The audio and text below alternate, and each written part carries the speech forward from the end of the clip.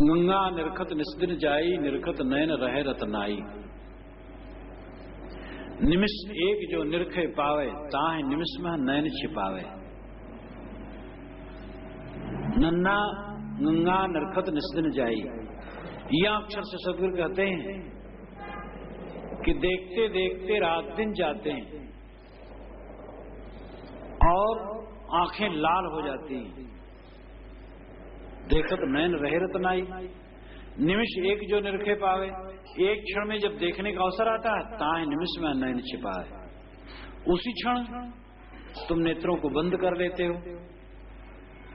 आदमी अपने प्रियतम का रास्ता देखता और देखते देखते उसकी आंखें लाल हो गई, लेकिन जब प्रीतम आया तब वो अलसा गया और आंखें बंद उसने कर ली। साहब कहते हैं जो खास मिलन का टाइम है उसी में तूने अपनी आंखें बंद कर ली। इसका मतलब है कि धैर्य से साधना करना चाहिए। वह कहानी जो मैं आप लोगों के सामने कहा करता हूं कि एक आदमी परमात्मा के दर्शन के लिए बहुत लालायित रहता था, तो एक महात्मा से कहा, महाराज परमात्मा के दर्शन आज तक नहीं हुई। महात्मा ने कहा, परमात्मा तो रोज दरवाजे पर आता है। कि महाराज एक दिन नहीं मिला, ये कैसे नहीं मिलता है, तुम ध्यान रखना और जरूर परमात्मा आता और मिलेगा। गया और सोया। 4 बजे सुबह खटखट की आवाज आई दरवाजे पर, तो उसे लगा हो सकता है महात्मा की प्रेरणा हुई, परमात्मा आया हो। तो उसने फाटक खोला तो देखा एक भैंसा था, वो अपनी सींग को उसमें मार रहा था, क्योंकि सींग में जब कुछ खुजलाहट होती है तो लकड़ी में भैंसे मारते हैं। तो उसने उठाया डंडा और 2-3 डंडा मारा और खदेड़ा। फिर 10 बजे गया महात्मा के पास, कहा महाराज परमात्मा के दर्शन नहीं हुए, आप कहते थे कि आता है। कि भाई परमात्मा तो आता है, जरूर आया होगा। कि महाराज आपने कहा था इसीलिए मैं उठा भी। वो खटखट की आवाज 4 बजे हुई तो देखा भैंसा था, तो उसको डंडे पीटा और खदेड़ा। महात्मा ने कहा क्या उसमें परमात्मा नहीं था? तो परमात्मा देखना है तो किस में देखोगे? आत्मा ही में तो परमात्मा देखोगे। साहब कहते हैं देखते देखते तुम्हारे नेत्र लाल हो गए, लेकिन जब उसके दर्शन का समय आया तो तूने आंखें बंद कर ली। निमिष एक जो निरखे पावे, ताहे निमिष में नयन छिपावे। परमात्मा को देखने के लिए तो हरदम पलक बिछाए रखा, हरदम बिछाए रखा, लेकिन जब उसके आने का समय हुआ तूने आंखें बंद कर ली। ये अलंकारिक भाषा का कथन है। अर्थ यह है कि आदमी साधना करता है और साधना करते करते काफी निकल जाने पर भी आगे पूर्ण सफलता ना देख करके घबरा जाता है, लेकिन घबराने से कभी साधना सफल नहीं होती। जो गेहूं के बीज खेत में डाल करके सुबह शाम को और उसको फिर सुबह खोदता है, या धान के बीज डाल करके और फिर खोदता है 2-4 घंटे के बाद और देखता है जगह की नहीं जगह, तो कैसी जगह? बीज मिट्टी में डाल करके संतोष कर लो अपने आप जगेगा, लेकिन हम डाल करके बीज फिर खोद करके देखते हैं जगह की नहीं जगह, और ऐसे खोदते रहो देखते रहो कभी जगेगा नहीं। जो साधक ये सोचता है कि मन तो एकाग्र नहीं हो रहा है, एक दार्शनिक लेखक भौतिकवादी लेखक हैं, अब नहीं होंगे, उनकी पुस्तक बड़ी मार्मिक थी, बड़े विद्वान थे। वो पश्चिम और पूरब दोनों भूखंड के दार्शनिक थे, पाश्चात्य और प्राच्य। और उन्होंने लिखा था, भौतिकवादी दृष्टिकोण था, तो उन्होंने लिखा था कि ध्यान उनसे कुछ नहीं होता है, मन एकाग्र नहीं होता। मैंने अभ्यास करके देखा है, ये नहीं मैं वैसे लिखता हूं, आत्मा परमात्मा तो है ही नहीं। और ये लोग जो साधु महात्मा ध्यान करते वो ध्यान में भी मन रुकता नहीं है, क्योंकि उसको प्रयोग करके मैंने देख लिया। अब वो बैठे होंगे, देखो मन रुकता है कि नहीं रुकता, और नहीं रुका तो लिख दिया नहीं रुकता। अरे भाई उसमें डूबना पड़ता है, वो सचमुच नहीं रुकता है, ऐसे कहाँ रुकता है? वो तो जब बढ़ता है अभ्यास और वैराग उसके साथ बढ़ता है, विषयों का त्याग होता है, संस्कार सूक्ष्म होते होते दीर्घ काल में होता है, तत्काल नहीं होता है। अंतर यही है कि जिसके अनेक जन्मों के शुद्ध संस्कार हैं जल्दी सफलता होती है, और जिसका कम संस्कार है कम सफलता होती है, या जिसका मन मजा हुआ है, जिसमें विशेष शक्ति है, जिसका विवेक बहुत प्रबल है बहुत जल्दी सफल हो जाता है, जिसका विवेक ठंडा है धीरे धीरे सफल होता है। लेकिन समय तो सब में लगता है। एक संगीतज्ञ के संगीत को देख करके एक सज्जन बहुत प्रभावित हुआ सुन करके, तो कहा मैं भी चाहता हूं ऐसे संगीतज्ञ बन जाऊं। कहे तुम अभ्यास करते रहो 35-40 वर्ष तक, कैसे नहीं हो जाओ। वो घबरा गया। इतने दिन तक कहा जाता है कि 2 तपस्वी तपस्या कर रहे थे, और एक केले के पेड़ के नीचे, एक इमली के पेड़ के नीचे, और नारद जा रहे थे विष्णु लोग। तो उन दोनों ने कहा कि जरा भगवान से पूछ आइएगा वो दर्शन कब देंगे। नारद दूसरे दिन आए तो उन दोनों को बताया भाई भगवान ने कहा है कि जिस पेड़ के नीचे लोग बैठे हैं दोनों, उस पेड़ में जितने पत्ते हैं उतने वर्ष के बाद दर्शन देंगे। तो केले के पेड़ के नीचे जो था वो देखा तो उसमें 3-4 पत्ते थे, तो घबरा गए। 3-4 वर्ष तक बैठे रहेंगे। वो छोड़ दिया तपस्या और चल दिया घर। इमली के पेड़ के नीचे जो बैठा था उसको नारद ने कहा, वो नाचने लगा, मग्न हो गया। कहे पेड़ के पत्ते की सीमा है और इतने दिन के बाद तो भगवान दर्शन देंगे, खुश हो गए। तो कहा जाता भगवान तुरंत आ गए।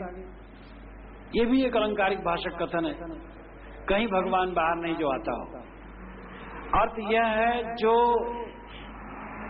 उत्साहित नहीं, जो समर्पित नहीं, और जो काहिल है, और जो डरपोक है, कायर है, पुरुषार्थ करने में कमजोर है और उकताता है, उसको सफलता नहीं मिलती। सफलता उसको मिलती है जो दृढ़ता से लगा रहा। साधना में निरंतरता सफलता की मुख्य कुंजी। जो खेत गोड़े 2-4 खुदाई मारा और बैठ गया, और 10 मिनट गोड़ा बैठ गया, 5 मिनट गोड़ा बैठ गया, ये चल दिया कहीं घूमने निकल गया, तो क्या गोड़ेगा। अरे लगो तो खूब टाइम से लगो, दोपहर तक गोड़ो। लेख लिखना हो या और भी कोई काम करना हो, कुछ भी काम करना हो, उसमें निरंतरता की आवश्यकता। साधना में निरंतरता की आवश्यकता। निरंतर साधना में लगे रहो तब सफलता होती है। और 2 दिन व्यायाम किए, 4 दिन व्यायाम नहीं किए तो और रोग हो जाएगा। व्यायाम रोज करो चाहे थोड़े थोड़ा करो। तो साधना में निरंतरता होनी चाहिए। साहब कहते हैं कि जिस क्षण में तुम्हें सफलता होने का अवसर आता है उसी क्षण में तुम अपनी आंखें बंद कर लेते हो। बहुत चल करके भी रुक जाते हो। आदमी घबरा जाता है, घबराने से साधना नहीं होती है। साधना करते चलो। बाहरी चीजों में सफलता न भी हो सकता है, लेकिन आत्मलाभ में सफलता निश्चित है। मेहनत करते हुए भी आदमी इच्छित धन नहीं प्राप्त कर पाता है, जैसा चाहता है मकान नहीं मिल पाता है, और भी कितनी चीजें सफल नहीं होती हैं। हजारों ख्वाहिशें कि हर ख्वाहिश पे दम निकले, बहुत निकले मेरे अरमान लेकिन फिर भी कम निकले। हजारों ख्वाहिशें हैं जो दम दे करके पूरी करने लायक हैं, लेकिन उनमें से कुछ पूरी हुई और पूरी न हुई। तो ख्वाहिशें कहाँ पूरी होती हैं? बाहर, क्योंकि बाहर की चीजें हैं ना, ख्वाहिश हम बाहर की चीजों की करते हैं। लेकिन आत्मशुद्धि के लिए कोई पुरुषार्थ करे तो इसमें सफलता गारंटेड है, क्योंकि इसमें छोड़ना है। संसार के भोगों को पाने के लिए बाहर से पदार्थ को पाना है, और यहाँ छोड़ना है। छोड़ने में सब स्वतंत्र है, पाने में परतंत्र है। किसी की कोई वस्तु वो नहीं देना चाहता तो हम क्या करेंगे, और कोई देना चाहता हम नहीं लेना चाहते हैं तो हम स्वतंत्र हैं। छोड़ने में हर आदमी स्वतंत्र है, और पाने में हर आदमी परतंत्र है। भोग पाने से होता है और मोक्ष त्यागने से होता है। इसलिए मोक्ष में हर आदमी स्वतंत्र है। मोक्ष सर्वतंत्र स्वतंत्र है आपके लिए।